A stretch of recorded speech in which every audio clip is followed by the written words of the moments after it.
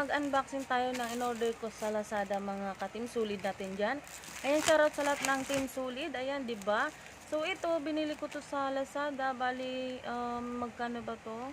Nasa, mura lang siya, 59 yata, 60. Bali, sabi doon kasi, choose 3. Di, pumili din ako ng 3. Tapos, ang kinuha ko, 3 piraso ng shoes boxes. Di, yung isa niya, bali, naka-discount siya, 33 each.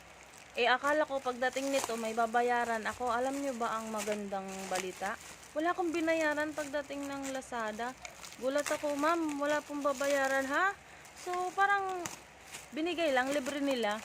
Kaya meron pa akong ano doon kasi sabi choose 3 pa daw. Hanggat din napupuno yung choose free ba yun? Nakalagay doon. So, that's all for today's video. Meron na naman tayong shoes boxes. Thank you so much. Thank you for watching. God bless everyone.